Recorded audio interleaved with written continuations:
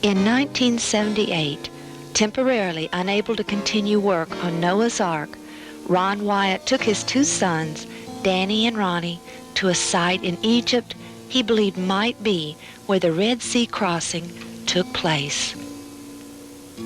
When they arrived at the site on the Gulf of Aqaba, they found a Phoenician-style column lying on the beach. The water had eroded away the inscription, but in 1984, Ron found a matching column on the opposite shore in Saudi Arabia, still standing, with the inscription still intact.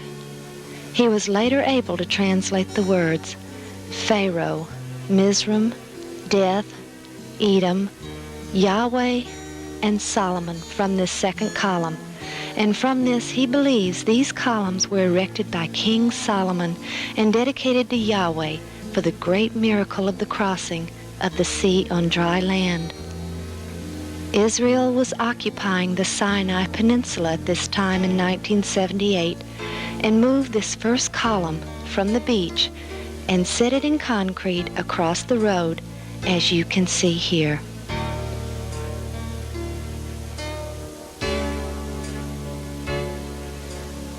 Diving at this site, they filmed numerous coral-encrusted chariot parts, such as these two chariot wheels still attached to an axle, one wheel flat on the ground and the other in the air.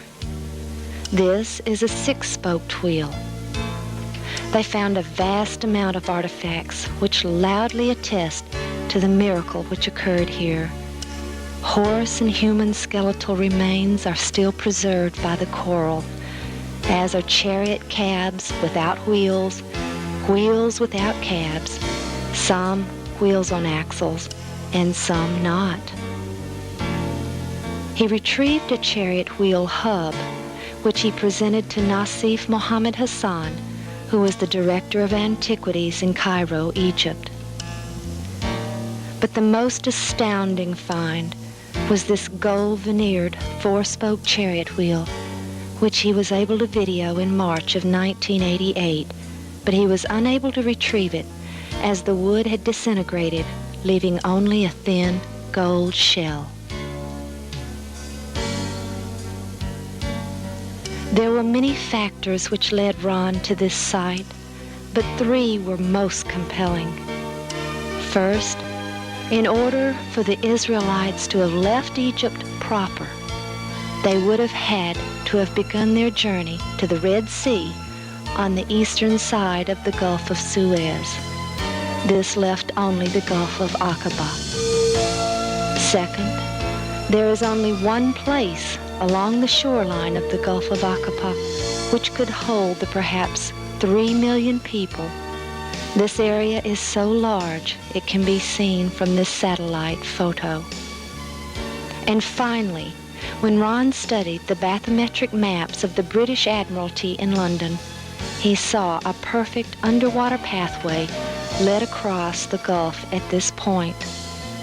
On either side of this line across the Gulf of Aqaba, the waters were 5,000 feet deep, dropping off like a deep gorge.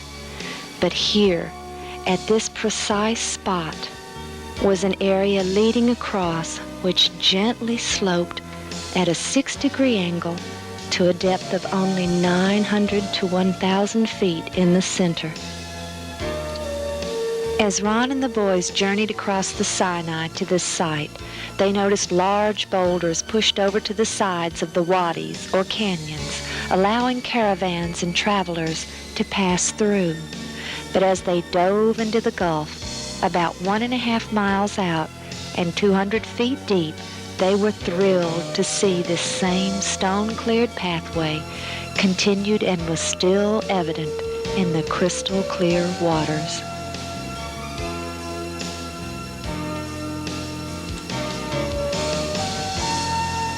With the overwhelming evidence of the chariot parts scattered across the Gulf, Ron knew that Mount Sinai was in Saudi Arabia.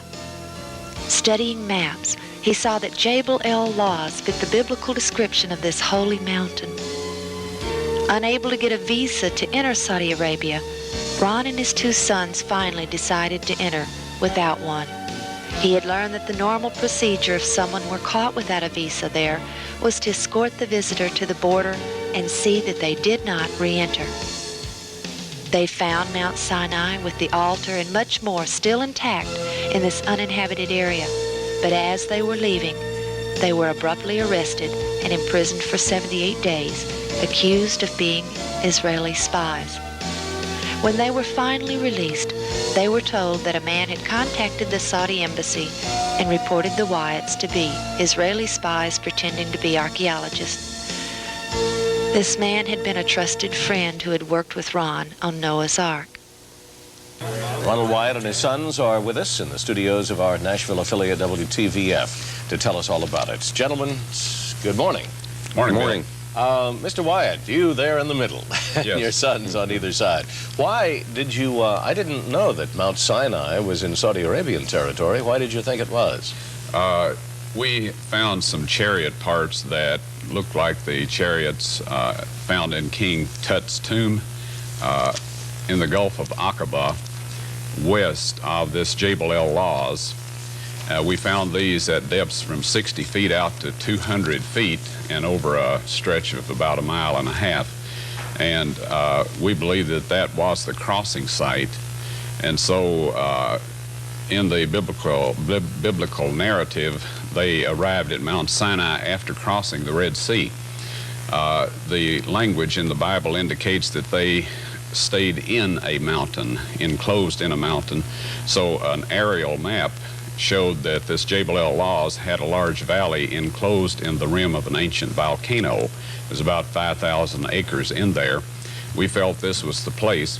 And in Exodus 24:4 and in Leviticus 6:28, 11:33, and 15:12, it tells of some artifacts that were to be found. There was to be 12 pillars of stone and an altar and some pottery. And so this is why we looked at that particular mountain. From the beach in Egypt on the Gulf of Aqaba, we have gazed across the water with anguish for many years, knowing that Moses led the great multitude across the Red Sea at this exact spot. Ron Wyatt knew in 1978 that Mount Sinai lay beyond that distant shore.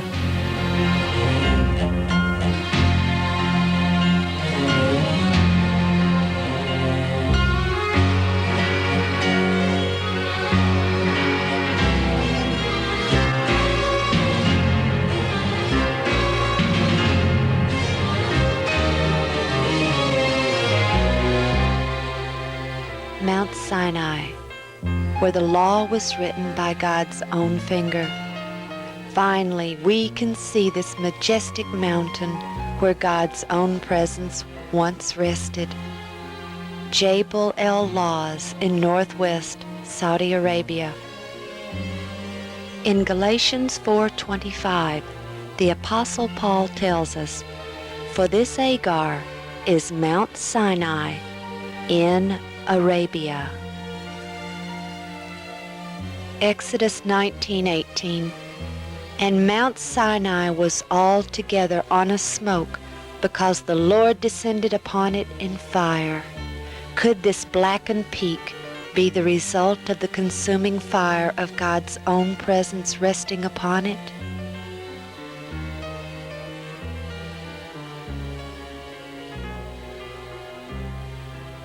In 1 Kings 19, verses 8 and 9, we read how Elijah came to Horeb and went into a cave.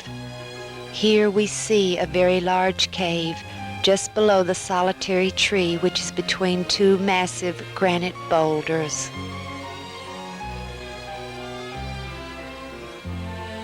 As we view the holy precinct, the area at the foot of the mountain, we can see a large fence and a guard house, which was erected immediately after Ron Wyatt showed this site to a Saudi archaeologist in 1985.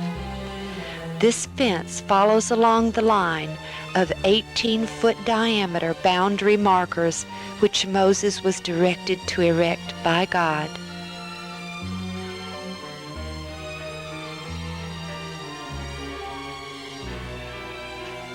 This sign, by the guardhouse states that this is an archaeological site passed by royal decree, and that it is unlawful to trespass, subject to penalty.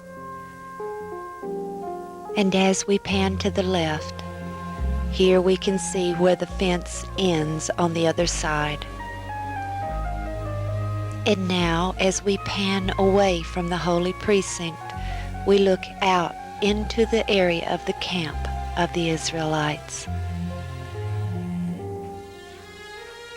There are several archaeological remains still here, but this one is of particular interest for us. In Exodus chapter 32, we read of the golden calf and how Aaron fashions it. And in verse 5, "And when Aaron saw it, he built an altar before it, and Aaron made proclamation and said, 'Tomorrow is a feast to the Lord.'"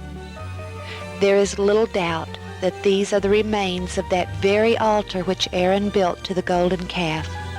When the Saudi archaeologist from Riyadh University, who went there with Ron in 1985, saw this, he was very excited. The 12 petroglyphs of cows and bulls captured his interest because they are found nowhere else in Saudi Arabia. The style of their horns and bodies is distinctly ancient Egyptian, the same style found in the temples and tombs of ancient Egypt. Unable to enter the holy precinct from the front and climb upon Mount Sinai, we now approach it from the backside, where the two large boulders with the solitary tree between them can be seen. Climbing the mountain here, we soon find ourselves on top of a large, sheltered plateau.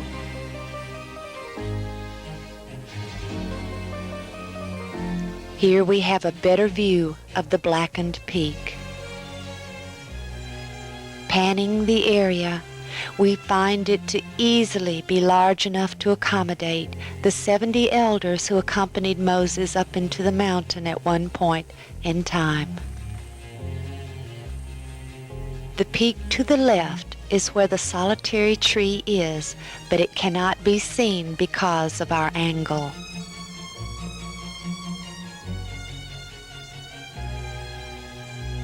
And just ahead, over that ledge, lies the holy precinct. Looking down, we see the fence which follows along the bounds set by Moses, and just beyond that fence is part of the camp of the Israelites.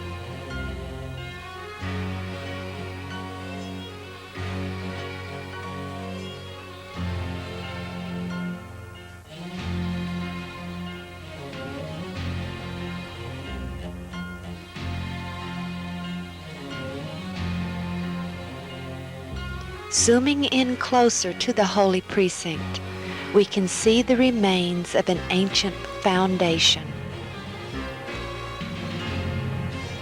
Could this be the remains of the first tabernacle which Moses removed to the outside of the camp after the golden calf incident? Exodus 33 verse 7, "And Moses took the tabernacle and pitched it without the camp, afar off from the camp, and called it the tabernacle of the congregation." And directly adjacent to this foundation are the remains of an altar built of stone. Exodus 20:25, "And thou wilt make me an altar of stone, thou shalt not build it of hewn stone." Panning further, we stop to look at the tracks made by the Bedouins' trucks before the fence was erected. This gives you a better idea of the size perspective of the enormity of this area. And here we see the guard building and archaeological sign which we saw earlier from the front. Returning back to the foundation we saw earlier, the camera begins to pan outward where we will be able to see the location of the altar to the golden calf. Exodus 32:19. And it came to pass, as soon as he came nigh unto the camp, that he saw the calf and the dancing, and Moses' anger waxed hot, and he cast the tables out of his hands and brake them beneath the mount.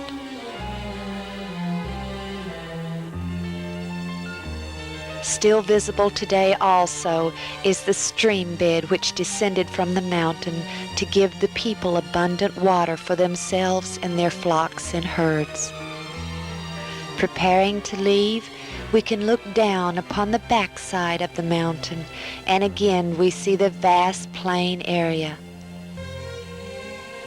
Arriving on the opposite side of this mountain, we find an area which fits the biblical description of Rephidim, the last encampment of the Israelites before they reach Mount Sinai.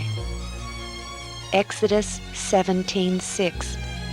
The Lord tells Moses, Behold, I will stand before thee there upon the rock in Horeb, and thou shalt smite the rock, and there shall come water out of it, that the people may drink. And Moses did so in the sight of the elders of Israel. The most incredible evidence for this sight is the giant split boulder upon a hill with evidence that large streams of water flowed from it. The rocks still display the erosion pattern of tremendous amounts of water descending from this rock.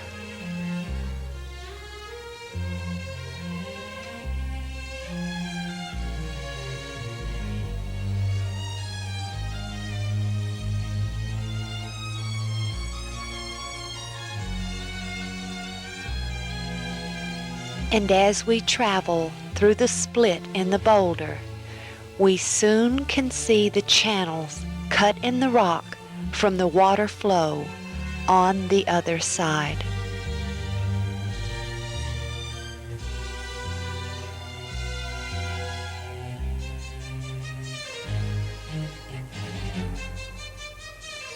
And panning outward, we can see these channels continue out into the plain.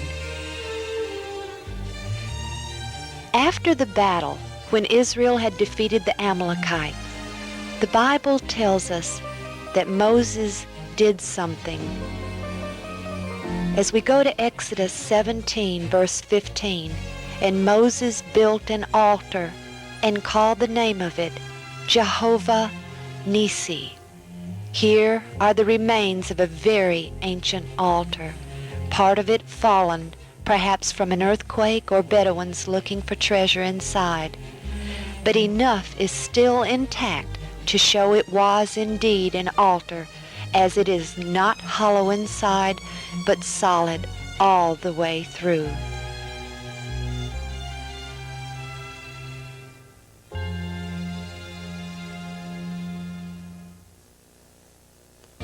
We continue toward the Red Sea.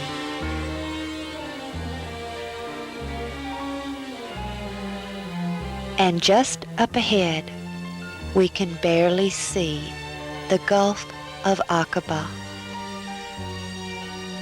As we continue our approach, the wadi or canyon seems so narrow from afar, but now it can be seen to be large enough for the vast multitude to have traveled through.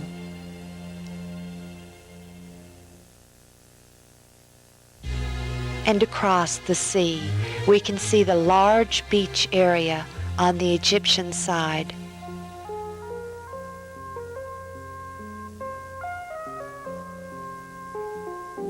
Just as the beach on the Egyptian side is certainly large enough to accommodate several million people, here we can see that this beach also contains a tremendous plain.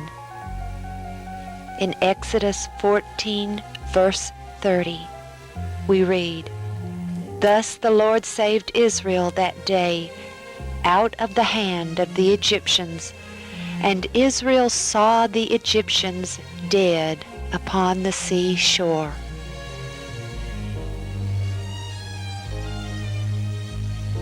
In 1984, When Ron and his sons were imprisoned here in Saudi, Ron directed his captors to this beach in a helicopter, where he showed them a Phoenician-style column on this beach with inscriptions in archaic Hebrew that said that King Solomon had erected this column in honor of Yahweh to commemorate the crossing of the Red Sea on dry land.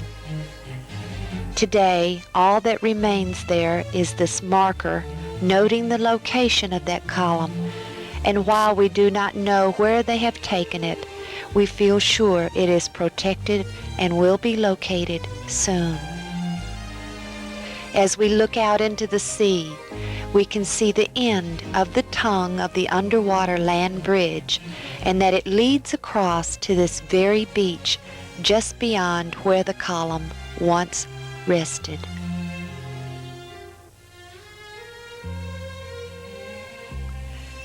Panning the beach, we also can see the restored remains of the ancient fortress we believe was Baal Zephon of the biblical account.